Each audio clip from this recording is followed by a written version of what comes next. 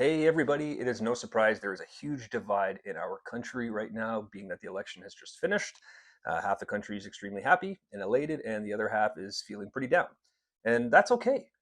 That's a healthy democracy, and people voted. And if you are upset that the results are what you hoped for and you didn't vote, well, maybe next time get to the polls.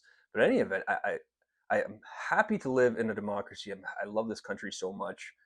The one thing that really troubles me is the way that we communicate with each other and the way that we, in a very unhealthy way, communicate with different ideologies and thought processes. Right. So let's just use conservatives and liberals, for example. On the internet, people are extremely shitty to each other, which I don't like. I don't think that's helpful.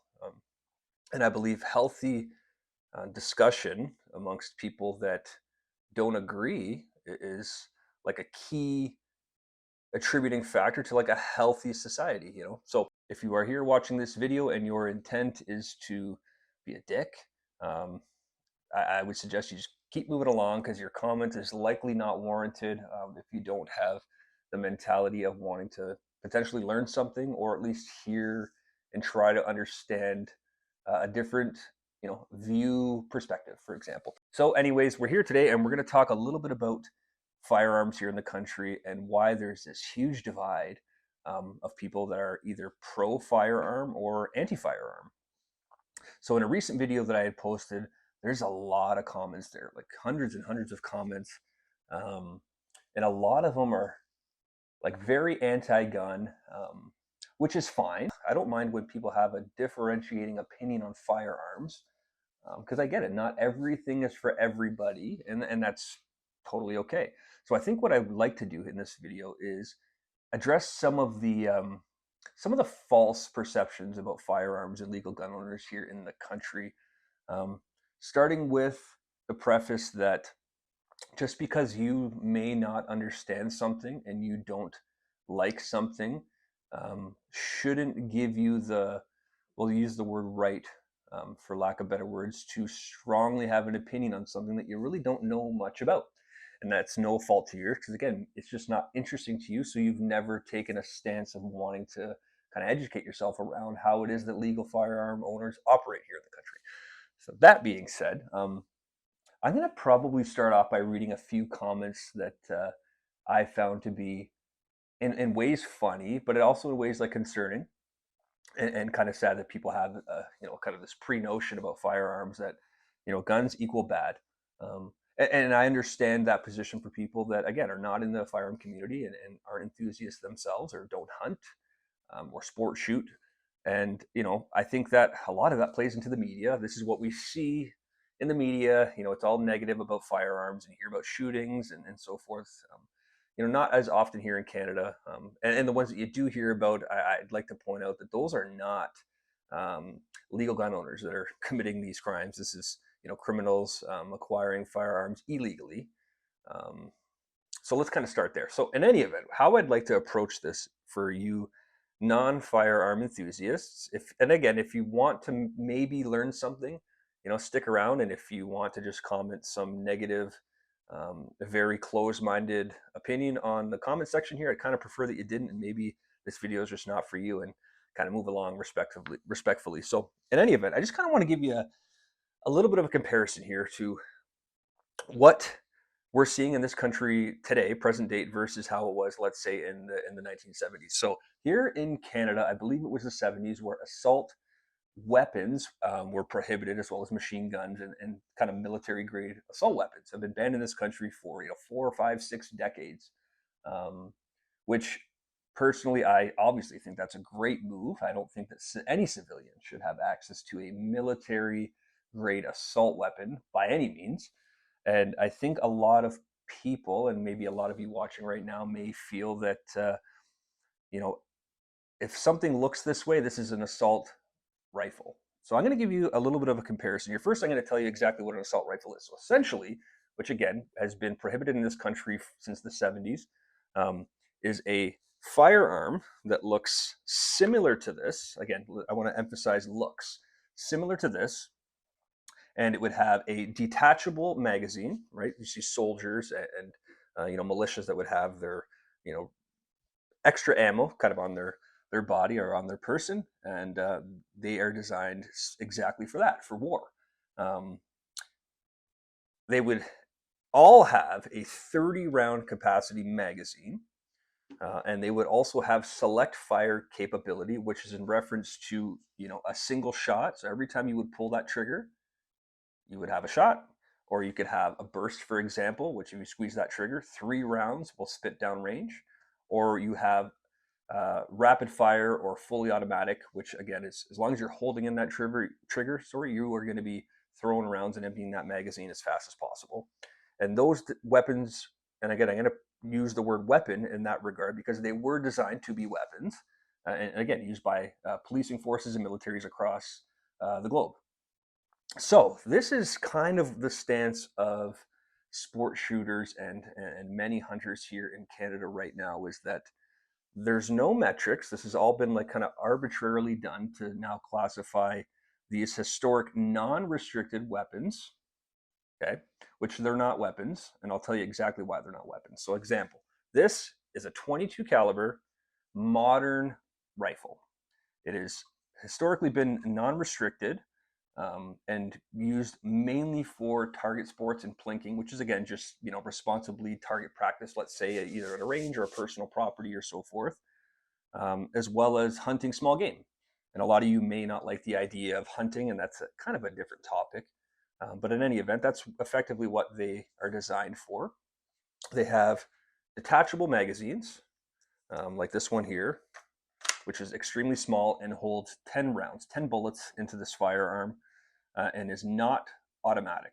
So you can't rapid fire this. They're semi-automatic in reference to, again, pulling that trigger, and each time you do, you will effectively have a bullet shoot out of the firearm.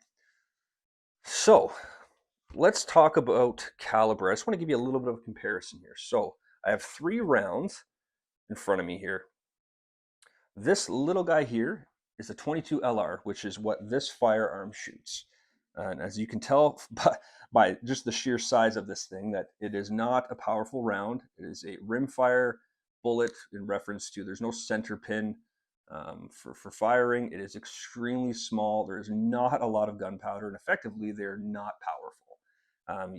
This is not something that you would ever shoot at a human being, even in a military perspective, because again, it's not designed to kill people or to inflict mass damage on anything that you're shooting. In fact, we actually shot a brick with a 22, and it didn't even do anything to the brick. Just gave it a little scratch as if you shot it with a pellet gun. Okay. Beside it here is a 7.62 by 39 millimeter, which is commonly globally referred to as an AK-47 bullet, which again, an AK-47, again, designed for military use and resolving civil conflict. And that firearm was designed to hurt people. It was a military weapon, and exactly that, a weapon that had select fire capability. You can go full automatic with an AK-47, which is, again, not what we have here in this country. This particular round is for this firearm here that was manufactured in Canada, and as well as it has a magazine that looks like it would hold 30 rounds, and looks like it could be fully automatic. It is not. It's a semi-automatic, and these magazines are limited, physically limited to 5 rounds. So again, you have 5 of these now versus 30. You don't have fully automatic capabilities, and it's intended, again, to be used either for hunting or sport shooting. Right? Because again, effectively, this is not a military assault weapon. Because again, if you go into a war and you have 5 rounds, you are probably not going to fare all that well. And this is currently prohibited for the time being. Now, there is a very popular firearm, especially amongst the indigenous communities. It is called an SKS. It's a essentially decommissioned early military rifle that does not have a detachable magazine. Thus, you can't just quickly, reload that firearm. It's actually equipped with a bayonet, which for those of you that don't know is essentially a dagger or a knife at the end of it, like some some Civil War type stuff, which is pretty scary. But in any event, that shoots the exact same rounds and widely used amongst the indigenous communities here in the country for hunting. These rounds are, because of the wars and disputes and conflicts across the globe that we've had historically, There is a huge surplus of this ammunition readily available, and it is extremely cost effective. I think like 40 cents a bullet. So now, if you're trying to provide food for your family and you can essentially harvest an animal, excuse me, with a 40-cent tool, for lack of better words, that's a really sustainable way to feed your family. Next to it here, which is extremely large compared to a 22 caliber, is a 270 Winchester, which effectively, at least for my opinion, is probably the best cartridge for harvesting a deer, or like kind of mid to large size, game. And that belongs to this rifle here. There's a magazine in it. I'm going to show you. So as much as this doesn't look like it is um, has a detachable magazine, it actually does underneath here.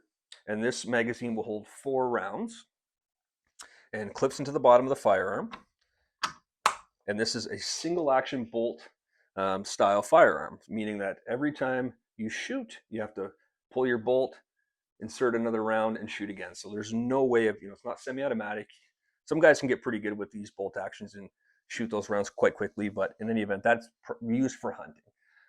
And again, it's a really effective way and an ethical way to take down or harvest an animal. As it's a very fast traveling round, very accurate, and you can essentially hit your target bang on where you want it to be in the vitals and have no unnecessary suffering in most cases to that animal as you're harvesting it.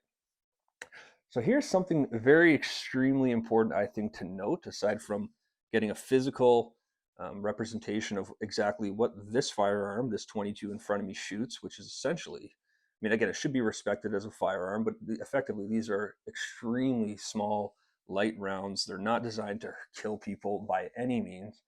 And this one here is limited to a 10-round capacity magazine, which again is extremely effective for hunting small game.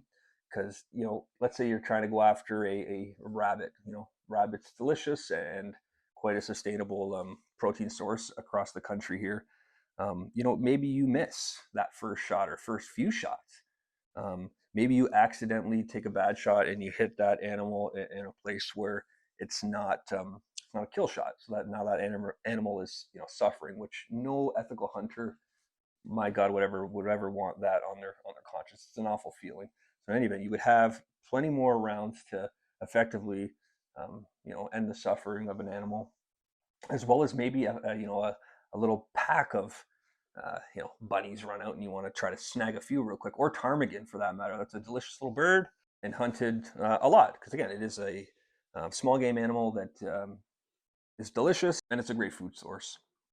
So now here is kind of where the sport shooters and hunters have an issue. So back again in the 70s, assault weapons have been banned in this country, which is fantastic. Canada historically has done an amazing job with gun control in this country. We effectively have almost no violent crimes with legally registered firearms, because again, the insanely vast majority of firearm related incidents here in this country are done by criminals, not these firearms, and the majority of those are handguns that again are currently prohibited here in this country. You cannot go buy one, and they're brought unfortunately from the United States across the border.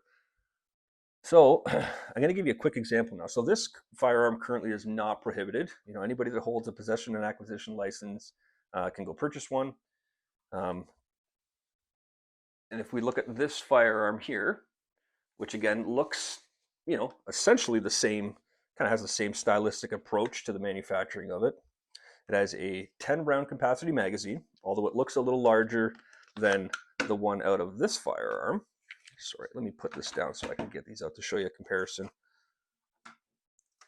So you can see this one looks a lot larger than this one, but this is just pinned to the same effect that this one is. So again, you're only going to be able to put 10 rounds into this magazine. It's just a little bit larger and easier to manage, easier to handle. They both hold 10 rounds and they both have that, historical textbook kind of assault rifle style to it. And this one's currently prohibited. So it's hard for us to differentiate the metrics here and understand, why things are being prohibited and others aren't. But again, these are not weapons by any means, effectively for target shooting, some plink enjoyment, and hunting as well, small game. So this one here, prohibited. This one here, effectively, um, which does the exact same thing, is not prohibited.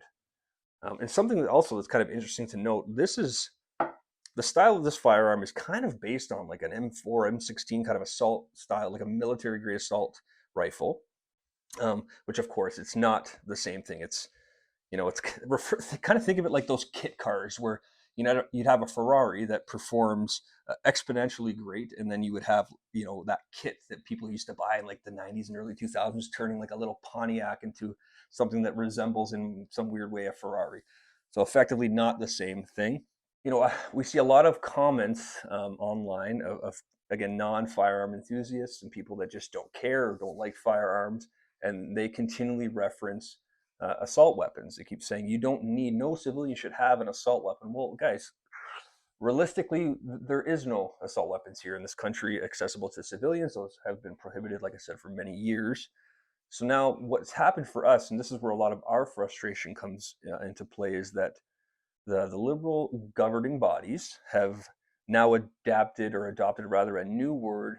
So it's not assault rifle or assault weapon, it's assault style firearms, which they're referencing merely the physical optics, exactly how a firearm looks. It looks scary in their opinion, but the reality of it is, um, this is just what a modern 22 semi-automatic rifle looks like.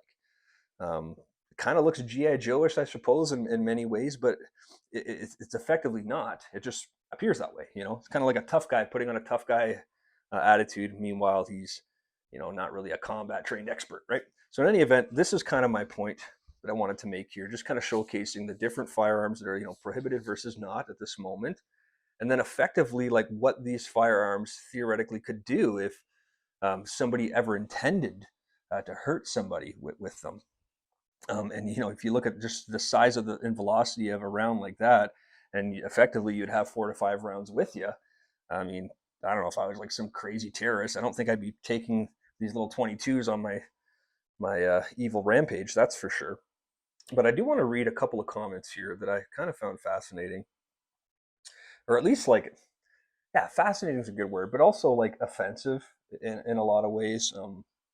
The first one here, this is not necessarily so relevant, but somebody had commented, I'm a bow hunter, always have been, and that takes skill, in reference to hunting with a rifle versus a bow. Now, bow hunting is insanely admirable. I love that. That just adds a more primitive and theoretically fair chase to harvesting your game animal. But also, under the same breath, it could be thought to be less ethical. Because in order to make a very good ethical kill shot on an animal that you intend to harvest is extremely difficult with a bow, for obvious reasons. So for me personally, if I was to go harvest an animal, I would want the most efficient way of doing that to ensure that that animal does not suffer um, in any way. Um, and if it needed a second shot, I would have that shot in a magazine, ready to deliver the final blow. So again, it's admirable. I appreciate and have a deep admiration for bow hunters and what they do, but I think the comment in itself is a little unwarranted. Essentially saying that rifle hunters takes no skill, which it certainly takes skill. It takes a lot of discipline and practice to, of course, learn the vital impact points for various different animals, and effectively you're carrying this heavy thing out there with you, and again, you have to fair chase, right? And you have to take a clean, ethical shot, and some of those shots could be upwards of 400 yards away, which I never would do, but there's people that do that, and are really effective with it in harvesting animals. So in any event, I thought that was a little offensive. Okay, here's another comment. The majority has spoken. If you don't like it, you are welcome to move to the US. Hunting rifles will not be taken away. So there's this weird like pre-notion amongst a lot of people in the country that like a guy like me, for example, has this like deep relationship with firearms, and thus should have more of an American gun culture sort of ideology, which is of course not the case. I'm a proud Canadian. Um, and I don't believe that the United States has by any means a great gun laws. I really don't. Some states do better than others in a lot of ways in regards to concealed carry and so forth, but that's something we don't want. I don't want here in Canada. I don't think anybody should be able to walk around with a firearm. I think that would just again broaden the margin for potential incidences. Just out of here's an example: if you have a firearm and you're extremely angry in a road rage scenario, and then it leads to like an assault, and next thing you know, a firearm gets pulled just out of emotion. That's not a great that wouldn't be a great thing for a lot of people. So Canada does a much better job, in my opinion, with gun control, and effectively we see that with like minimal shootings. Again, in reference to legal firearms, which unfortunately we don't see in the United States in a lot of cases, which is quite sad. Again, not attacking you guys, the U.S. You have your amendments, and I respect that as such. But and that's again for you guys to decide.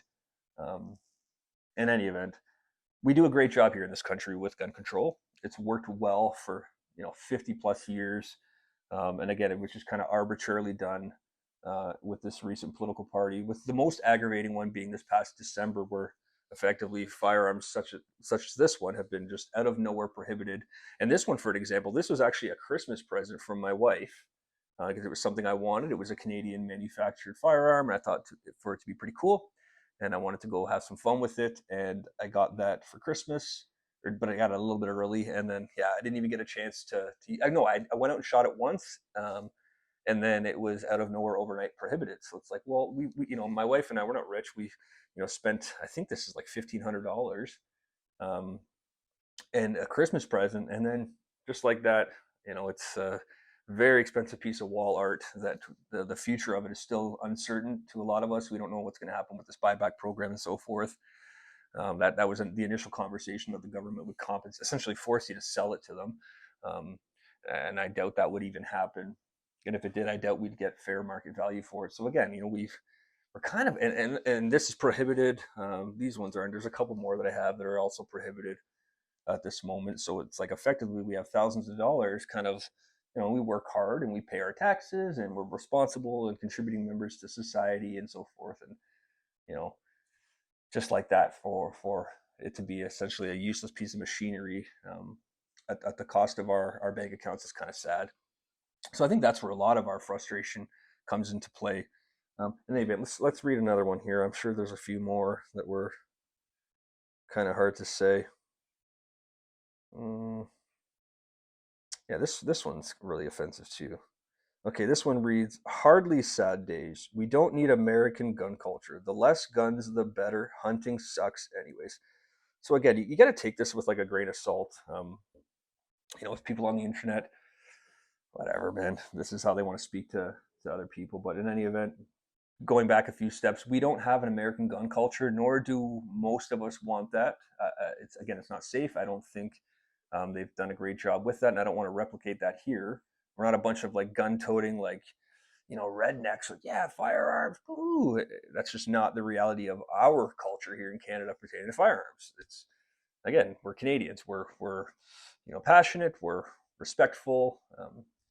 And we treat these firearms with an extreme amount of respect, admiration, and responsibility.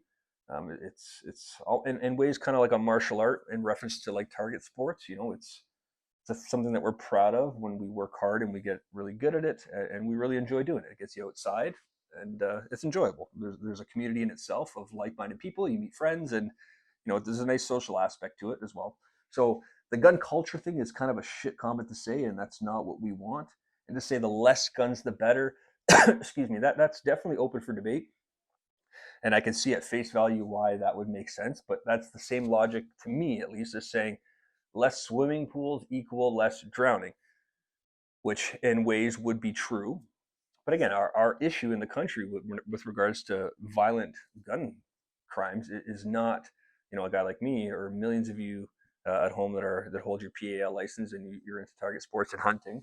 So I think that logic's a little skewed. And then the comment to say the hunting sucks. Well, it may suck for you, but for millions of people across this country, it's not only how they feed their families, it's what they believe to be the more ethical way to harvest an animal, because let's be honest here. I know a lot of people like to turn a blind eye to this topic in particular, but like the agricultural industry here is in ways, especially pertaining to livestock, is atrocious in a lot of ways. If you know the truth about, when you go to a grocery store and you go buy a steak, the the quality of life for those poor animals is really upsetting, and it's not an industry that a lot of people don't want to support. And again, they have the choice to do that. So you have a choice to go buy your meat from a grocery store. It's easy. You don't have to have any kind of connection with your food. But a lot of people also feel differently. They want to have a connection with their food. They want to work hard and get it. They want it to be organic and know that that animal that they're harvesting has lived, an exceptionally great life, and not living in a cage waiting for slaughter, which is really heartbreaking to really think about. So yeah, that comment sucks. So yeah, sorry that you don't like hunting, but for millions of us, we do enjoy that, and that's how we want to. That's the meat we want to eat. It's clean, it's healthy, it's extremely nutritious for you, and there's a huge sense of pride when you can go out and harvest your own animal. So again, like when now he references, you don't need these assault rifles for hunting. Well, effectively, my friend, this is not an assault rifle.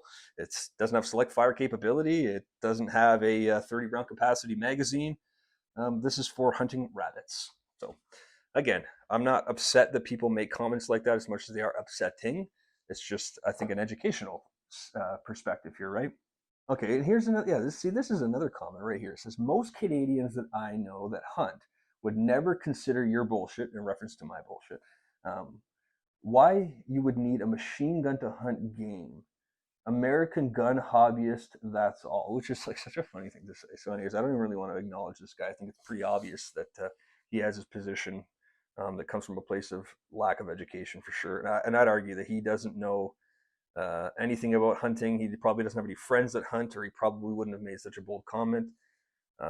Again, these aren't machine guns. A machine gun refers to typically a large capacity, a large round magazine that, again, is fully automatic and designed and intended for military use to effectively kill people. Which, again, this is not to kill people, this little thing here.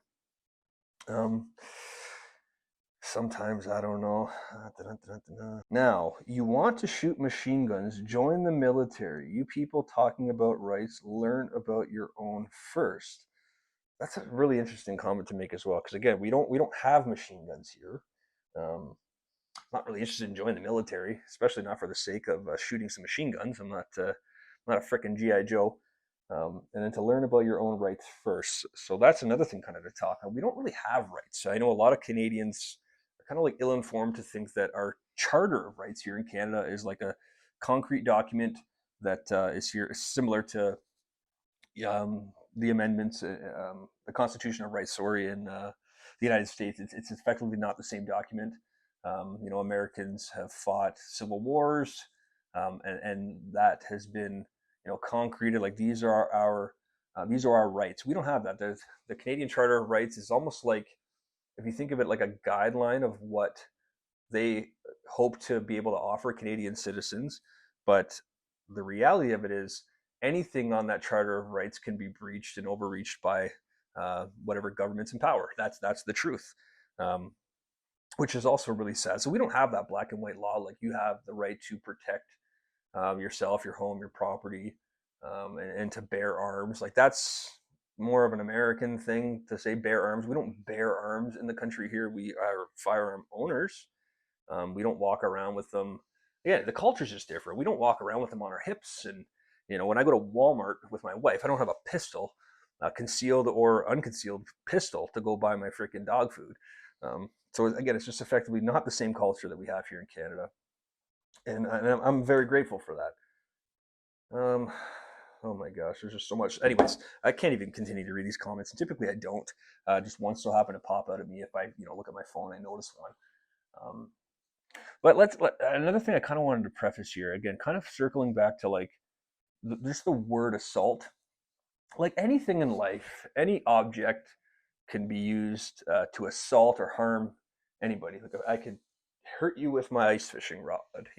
If I chose to hit you with that and inflict some damage on you, I guess you could refer to that as an assault style fishing rods, maybe. So and I'm gonna reference what excuse me. My wife made me a smoothie with berries and the little seeds are trapped in my throat. But in any event, referencing that tragic event that happened in British Columbia last week, where a deranged individual decided to weaponize his Audi, his car, and run over and kill, I believe, like 10 people intentionally, which is horrific, absolutely horrific. But I think the point that I'm trying to make here is that there's millions of vehicles across the country here that effectively can be weaponized just by an individual's intent. Same with a knife in your kitchen. But we don't ban, we don't put restrictions on how big your chef knife can be. And we don't put restrictions on vehicles. And as you shouldn't. I mean, at the end of the day, somebody that's deranged or crazy or dark-minded, and they have an agenda that they, for whatever reason that they have, want to do is sad, but in a lot of ways it's unpreventable. It's almost like that logic of like the helicopter parents. Like you can protect your kids from a lot of things, but you can't protect them from everything, and that's just like kind of common sense. There's a certain amount of risk with whatever you're doing, even just going outside and crossing the street to go check your mailbox. Like there's inherently a risk to everything, and it's thought to be um, a decision that you have. It's in a way a right. Like you have the right to your own safety, and you can take calculated, educated risks as an adult, and kind of push that boundary in regards to safety or not so safe. Skydiving, I don't know, rock climbing, whatever your thing is, and that's fine. So when you think about a vehicle, like what do you do in that case then? What's the approach regardless of what government's in power? Like how do you approach that? Do you effectively prohibit vehicles? Do you prohibit restrictions into regards to where vehicles can go, like the areas that are more dense populated? Should you not be able to drive your car there? Because there's people on the planet that would, like what happened in British Columbia, use their vehicle as a weapon. Like that doesn't sound effective. Do you make your car out of frickin' bubble wrap? Um, so you can't hurt somebody. So I guess the point I'm trying to make here, guys, is that anything can be weaponized, but we don't refer to all these things as assault kitchen knives or assault, hammers or whatever, or assault vehicles. They're exactly that. They are what they are, and what people do with those things is where the term comes from. So again, we don't have assault guns here. We don't have assault weapons, and I'm glad for that. We don't need those. Civilians do not need military grade firearms, in my opinion. And this is again all about sport shooting and hunting. I don't bring this thing with me down the street, to go visit my neighbor or to go to frickin' McDonald's or something. They are properly, legally, safely stored. They're all trigger locked or pins are pulled, and they're in a very secure room in my house that I'd argue an average person wouldn't even be able to get into, no matter how big and strong you are. And ammunition stored separately, like they're stored and handled with extreme care. They're not used to harm people. And again, just because you may not like the idea of firearms, I think shouldn't give you the right to hate on what other people do. I don't think that's very liberal in the definition. Socially liberal, to me at least, means like, people should be able to do what they want to do, what they find enjoyment on this planet doing, as long as they're not victimizing people, right? I think we can all agree, regardless of your political views, effectively, that that's how we all want to live. We all want good things for ourselves. We want good things for our families. We all want to be safe. We don't want to victimize. We don't want to hurt people, generally speaking. Doesn't mean you have to agree with it, right? Like I don't agree with a lot of things that we see in today's culture for whatever. But I'm not gonna shame you or bully you or you know demand that these things are taken from you. These rights or whatever are taken from you. That's fine. I don't have to agree, but I don't have to participate. That's kind of the freedom of choice here in this country. Like if you don't like firearms, just don't participate in it.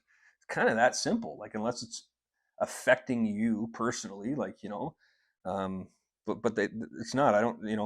Me owning this and doing what I do with it is not affecting any single person at home right now. Um, and that's the truth. So in any event, guys, I just kind of wanted to make a video. I wanted to chat with some people, and get some like honest perspective and try to have a healthy dialogue just to kind of show, well, this is our perspective as a firearm owner here in the country as to why we're upset. And I'm gonna say something else, and this is probably not popular to say this, but again, historically speaking, I don't want to get in too much into politics. I've always been an old school liberal. Like, I think that people should be able to do what they want to do and enjoy their lives as such, and take risks, a calculated risk based on how they want to live their life, as long as they're not victimizing anybody or hurting anybody. We all want to work hard and earn a healthy living and provide for our families. We all want to enjoy our time on this earth, which is extremely limited and very precious. So yeah, I guess historically I've been always a liberal, and one of the main reasons that I this election had voted for conservative, not that I have like generalized conservative beliefs on a lot of things, is that I don't want my firearms to be taken away, with no metrics. Now, if gun crime was huge in this country, where like to an undebatable amount of gun crime occurring from legal gun owners, I would probably change my stance on, or at least be open to a discussion around, do we really, is it safer to not have these like available to anybody? But that's just not the case here in the country. So that's why I feel so passionate about, these prohibitions are unjust, and it's kind of shitty for us. And if you're at home and you're like kind of on the fence, like you've never really put much thought into firearms other than seeing them on, TV in a movie, or unfortunately the news in reference to people being killed or injured with illegal firearms, and somebody that's a PAL, a possession and acquisition license holder, that has firearms, and they are a member of a range, I would reach out to them and be like, hey man, I'm actually kind of curious to go out and, like, I want to see firsthand what it's all about. What's the culture about? What's it like to shoot a firearm, and kind of get your own opinion on what the real culture, not painted by any narrative or any political party or media outlet. Just go in and get your own unbiased opinion, and see firsthand from your own experience what it really is like. And I think you will find it to be pretty enjoyable, regardless of your current stance on firearms here. In any event, guys, I appreciate you watching. I really enjoy talking to you guys. I don't want to be a dick. I try to respect everybody's political views. Some of these comments I think are completely unwarranted, but that's the nature of the internet. People are people can be shitty.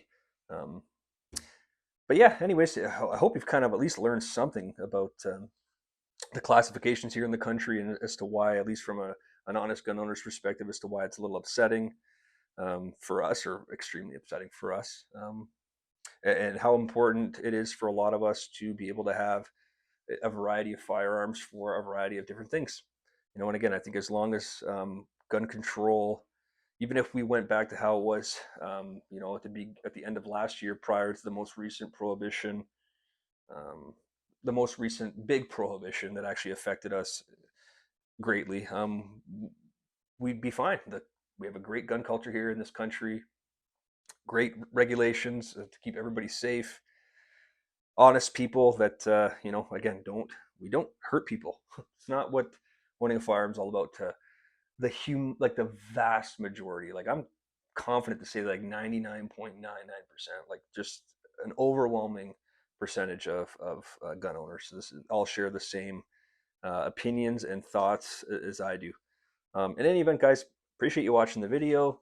And yeah, man, if you have any questions about firearms, maybe, I don't know, you have something that can answer or help you with, or maybe you want to tell me your perspective as to why maybe you had an awful experience, and I'd be opening to listening to that and having a healthy discussion. Because again, that's what I believe our society, a healthy society, consists of, is two people that do not see eye to eye on every topic point, but are at least not hard-headed, and have enough respect to at least hear and try to understand.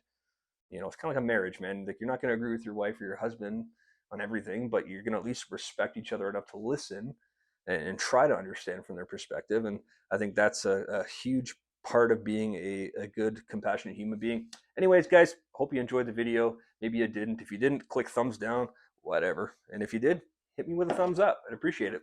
Take care.